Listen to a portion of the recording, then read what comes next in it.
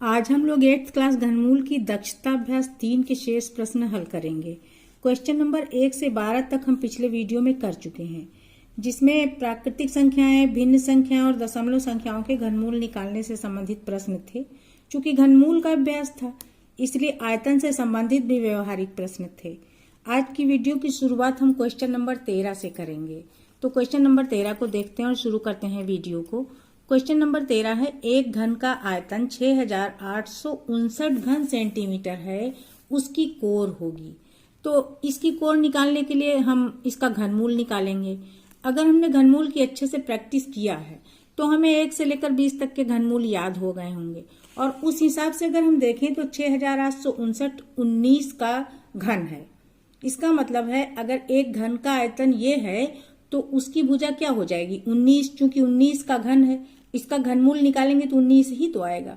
और अगर हम नहीं याद किए हैं कि ये 19 का घन है, तो इसको हम इस तरीके से भी समझ सकते हैं कि 1 से 10 तक के घन तो हमको याद ही होंगे। तो उसकी अगर हमें प्रैक्टिस है तो हम ये जान जाएंगे कि 9 का घन जो होता है वो होता है 729। अब 9 के घन में इकाई का अंक 9 है, तो इससे ये हम जान लें कि 19, 29, 39 जो भी संख्या होगी उसका जब हम घन करेंगे तो इकाई का अंक 9 ही आएगा। तो यहाँ पर हम ये जान लें कि अगर 20 का घन करते हैं तो 20 क्यूब निकालते हैं, 2 दूनी 4 दूनी 8 होगा, तो ये 8000 हो जाएगा। ये संख्या 8000 से छोटी है, इसका मतलब है इसका घनमूल 20 से कम होगा और इकाई का अंक 9 है। तो ये हम ऐसे भी जान लें कि ये पूर्ण घन संख्या है, इकाई का अंक 9 है और 20,000 से छोटी है, इसलिए ये 19 का घन है। तो 19 का घन ये है, तो इसका मतलब है घन की एक कोर क्या हो जाएगी, 19 सेंटीमीटर। तो इस तरीके से हम इसको कर लेंगे। क्वेश्चन नंबर 14 में -343 गुणा 512 और इस पूरे पर घात लगी है 1/3, इसका मान निकालना है। तो हमें ये पता है कि ये -7 का क्यूब है, -7 का क्यूब ये हो गया, और ये 1/3 घात पूरे पर है, तो ये इसको भी 1/3 है और इसकी भी 1/3 है, तो यहाँ हमें 1/3 इसको लगा देंगे। अब 512 को हम देखें तो गुणा लगा के 512 हमको पता है कि ये 8 का घन है। 1 से 10 तक घन हमें हर हाल में याद ही कर लेने चाहिए, तो ये 8 का घन है। तो यहाँ पर 8 का घन कहें या क्यूब कहें, 8 का हम क्यूब करेंगे और फिर गुणा 1/3, चूंकि 1/3 यहाँ लगी हुई है तो ये इस पे भी लगेगी, इस पे भी लगेगी। अब ये 3 3 काट देगा तो यहाँ क्या बचेगा, -7 बचेगा। इसमें भी 3 3 को काट देगा, चूंकि एक ऊपर है एक नीचे है इसलिए, तो यहाँ गुणा 8 हो जाएगा। तो इसका आंसर आ गया -7 8 56। -56 पे हम टिक कर देंगे फर्स्ट पार्ट पे। क्वेश्चन 15 है, 12, 18 और 25 से पूर्णतः विभाज्य छोटी से छोटी पूर्ण घन संख्या है। तो पूर्ण घन संख्या से निकालने से पहले हम पूर्णतः विभाज्य संख्या निकालेंगे। इन तीनों से पूर्णतः विभाज्य संख्या वो होगी जो इन तीनों संख्याओं का लासा या एलसीएम होगी। तो हम इनका लासा कैसे निकालेंगे, गुणनखंड कर लेंगे। 12 के गुणनखंड करेंगे तो ये क्या हो जाएंगे, 2 गुणा 2 गुणा 3। ऐसे ही हम 18 के गुणनखंड लिख लेंगे, तो 18 के गुणनखंड क्या हो जाएंगे, 2 3 6 3 18। और 25 के गुणनखंड करेंगे तो ये हो जाएंगे 5 गुणा 5। अब जब हम इनका लासा निकालते हैं, एलसीएम कहें या लासा कहें, तो वो क्या हो जाता है, जो संख्या सभी में है उसको लिखेंगे और जो छूट रही उसको भी लिखेंगे। तो इन दोनों में ये 2 है तो यहाँ पे 2 लिख लेंगे, 1 2 बच रहा है इसको भी लिख लेंगे। अब 3 को देखें तो ये 3 इन दोनों में है, इसको लिख लेंगे, और 1 3 ये छूट रहा इसको भी लिख लेंगे। अब बचा क्या, 3, अब बचा क्या 5 गुणा 5, तो यहाँ पर हम 5 गुणा 5 लिख लेंगे। अब चूंकि हमें पूर्ण घन संख्या चाहिए तो इसका मतलब जो संख्याएं हैं सबका ट्रिपलेट बनना चाहिए।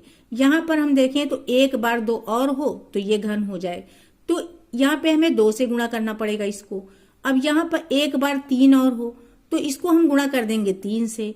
1 बार 5 और हो इसलिए इसको हम 5 से गुणा कर देंगे।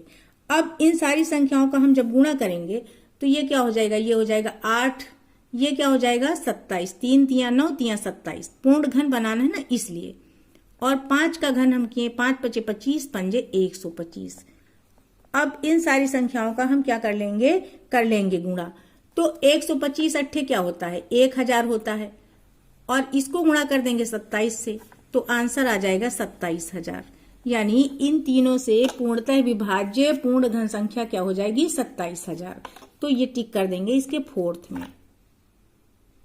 क्वेश्चन नंबर 16 है, वह छोटी से छोटी संख्या जिसका 10,000 में गुणा करें तो गुणनफल पूर्ण घन बन जाए, क्या होगी। तो यहाँ पर 10,000 के अगर हम गुणनखंड करें या ऐसे ही देखें कि इसमें आगे हैं 4 जीरो, जबकि पूर्ण घन संख्या में 3 के त्रिक होने चाहिए जीरो के, हम गुणनखंड ही लिख देते हैं। तो 10 गुणा 10 गुणा 10 गुणा 10। अब एक त्रिक बना, अब दूसरा त्रिक नहीं बन रहा है, इसलिए इसको कितने से गुणा करें, 2 बार हम 10 से गुणा करें। हमने कितने से गुणा किया, 2 बार 10 से, यानी 10 दहम 100 से। तो 10,000 को पूर्ण घन संख्या बनाने के लिए हमें कितने से गुणा करना पड़ेगा, 100 से।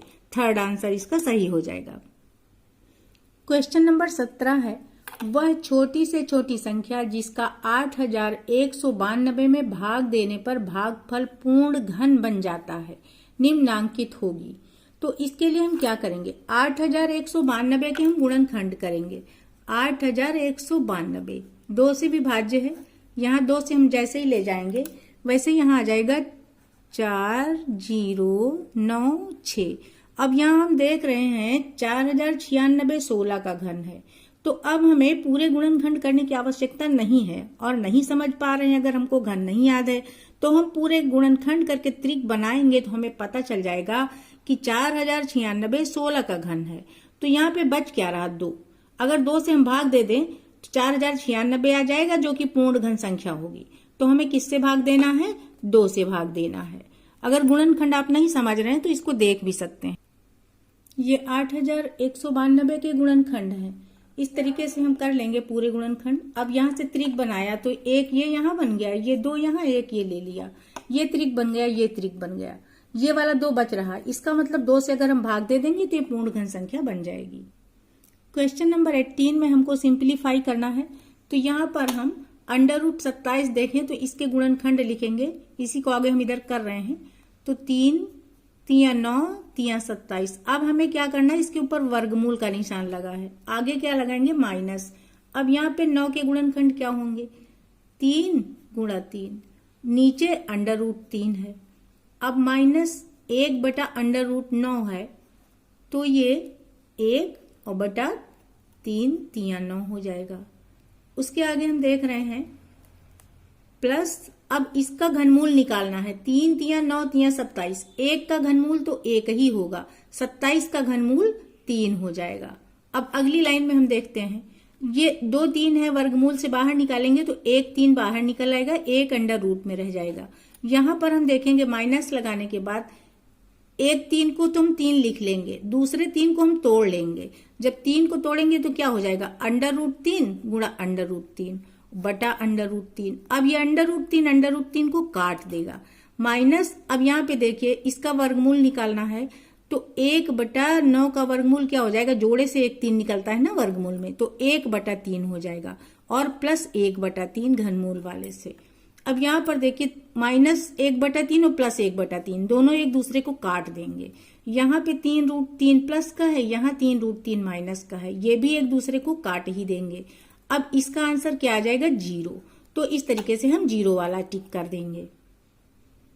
क्वेश्चन नंबर 19 है, यदि 2 की घात n माइनस 2 की घात n माइनस 1 बराबर 4, तो n की घात n का मान क्या होगा।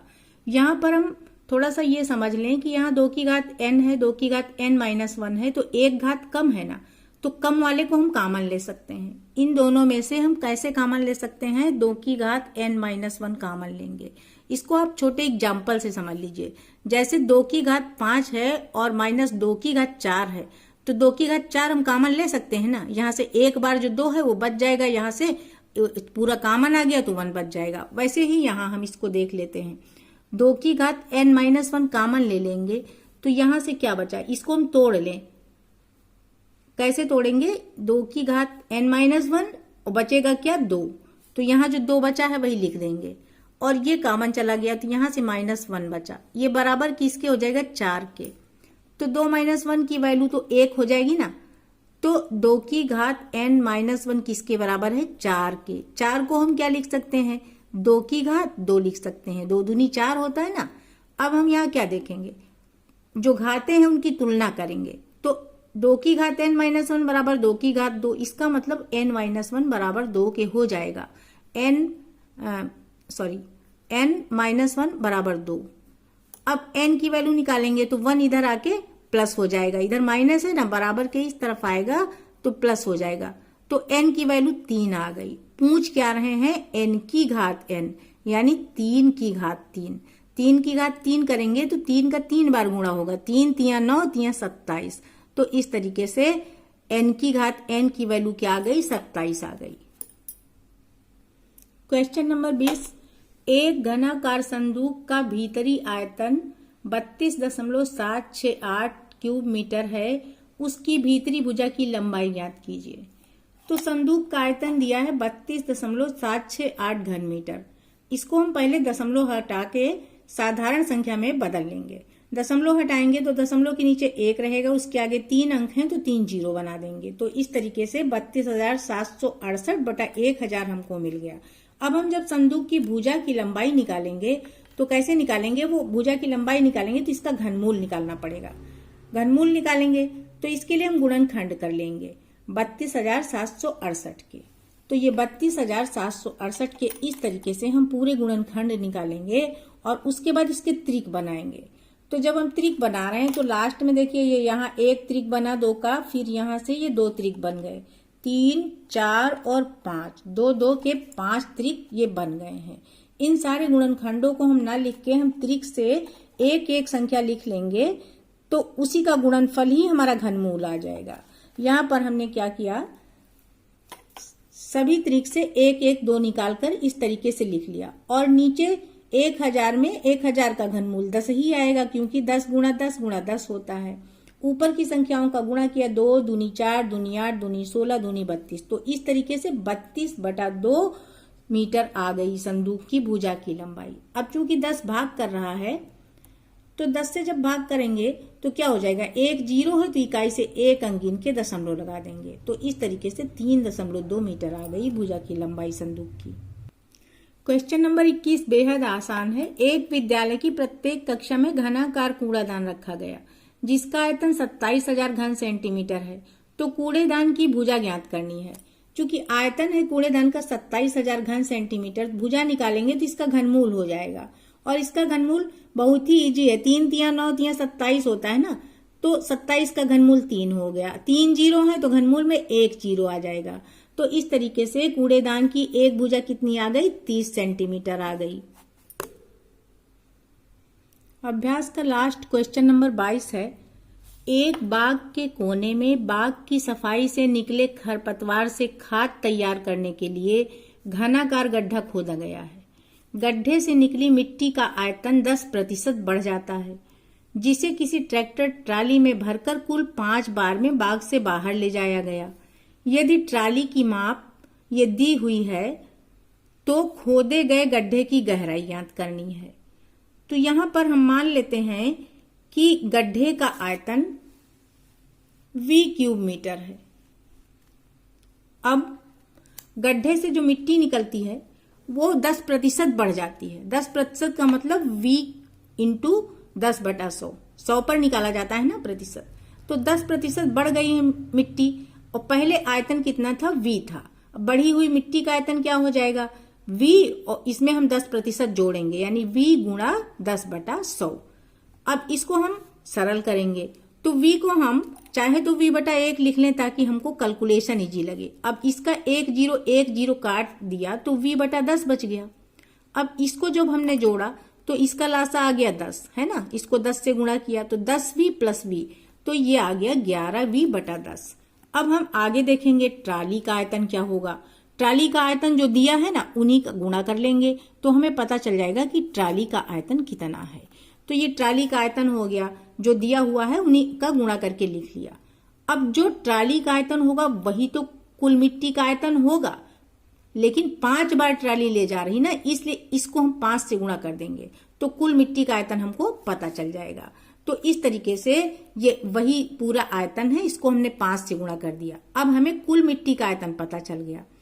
अब सरल करेंगे, इनका दशमलव हटाएंगे, इसका दशमलव हटाया तो ये 2 अंक है ना दशमलव के बाद, तो 1 के बाद 2 जीरो बढ़ा। यहाँ दशमलव के बाद 3 अंक है, इसलिए 1 के बाद 3 जीरो हमने बढ़ा लिया। अब यहाँ पर हमें ये बात समझनी है, कुल मिट्टी का आयतन वो भी था जो हमने 11v/10 निकाला था ऊपर, ये 11v/10, क्योंकि हमने गड्ढे की मिट्टी का आयतन जो निकाला था वो यही है 11v/10। और अभी जो हमने निकाला है कुल मिट्टी का आयतन, जो कि ट्राली 5 बार में ले जा रही है, वो ये है। तो ये दोनों मान बराबर हो गए ना। तो इस तरीके से हम इसको लिख सकते हैं कि 11v/10 बराबर हो जाएगा 275 गुणा 625/100 गुणा 100। अब इसको हमें सरल करना है। सरल करने के लिए हम इसको 25 से काट सकते हैं। ये 25 चौके 100 हो गया, और इसको जब काटा 25 एक कम 25, 25 एक कम 25, तो यहाँ पे 11 आ गया। तो इसको हमने 11/4 यहाँ लिख लिया। अब 625 क्या है, 25 गुणा 25 है। 100 को क्या लिख सकते हैं, 10 गुणा 10 लिख सकते हैं। यहाँ पर हम फिर सिंप्लीफाई कर सकते हैं, 5 पचे 25 और 5 दूनी 10, 10 से 10 कट गया, तो ऊपर क्या बचा, 25 पंचे 125, 11 ने 11 को काट दिया, और नीचे बचा 4 दूनी 8। अब ये क्या है, ये आयतन है पूरे गड्ढे का, हमें निकालना है गड्ढे की गहराई। तो गड्ढे की गहराई निकालने के लिए क्या करेंगे, हम इस आयतन का घनमूल निकाल लेंगे। तो ये जब घनमूल निकालेंगे तो ऊपर से क्या आ जाएगा, 5 आ जाएगा, नीचे से 2, 5/2। तो 5/2 को हम जब 2 से भाग देना है, चूंकि अंश बड़ा है ना, तो 2 दूनी 4, अब नहीं जा रहा, दशमलव लगाया, मतलब इसको दशमलव में हमने बदल लिया, तो 2.5 आ गया। तो गड्ढे की गहराई क्या हो गई, 2.5 मीटर। एक्सरसाइज खत्म। Thank you.